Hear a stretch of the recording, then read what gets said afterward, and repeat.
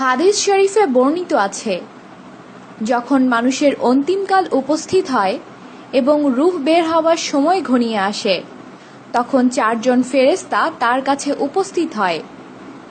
সর্বপ্রথম এক ফেরেশতা উপস্থিত হয়ে বলবেন, আসসালামু আলাইকুম, হে অমুক, আমি তোমার খাদ্য সংস্থানের কাজে নিযুক্ত ছিলাম, কিন্তু এখন পৃথিবীর পূর্ব থেকে পশ্চিম প্রান্ত পর্যন্ত অন্বেষণ করেও তোমার জন্য একদানা খাদ্য সংগ্রহ করতে পারলাম না। সুতরাং বুঝলাম তোমার মৃত্যু ঘনিয়ে এসেছে, হয়তো এখনই তোমাকে মরণ সুধা পান করতে হবে। পৃথিবীতে তুমি আর বেশিক্ষণ থাকবে না।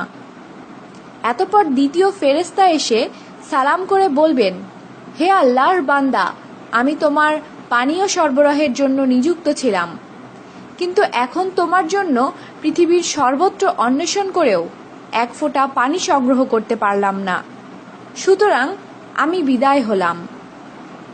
এতপর তৃতীয় ফেরেশতা এসে সালাম করে বলবেন, হে আল্লাহর বান্দা, আমি তোমার পদযুগলের তত্ত্বাবধানে নিযুক্ত ছিলাম, কিন্তু পৃথিবীর সর্বত্র ঘুরেও তোমার জন্য একটি মাত্র পদক্ষেপের স্থান পেলাম না, সুতরাং আমি বিদায় নিচ্ছি।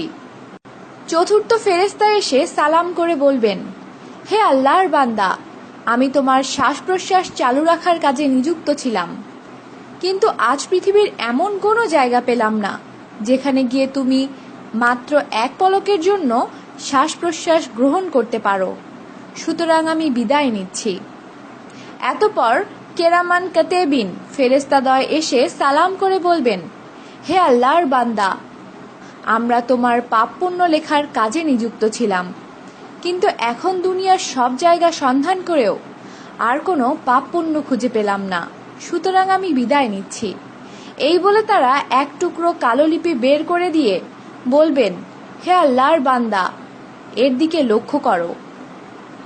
সেদিকে লক্ষ্য করা মাত্র তার সর্বাঙ্গে ঘামস্রোত প্রবাহিত হবে এবং কেউ যেন ওই লিপি পড়তে না পারে সেজন্য সে ডানে বামে বারবার দেখতে থাকবে। এতপর কেরামান কাতেবিন প্রস্থান করবেন।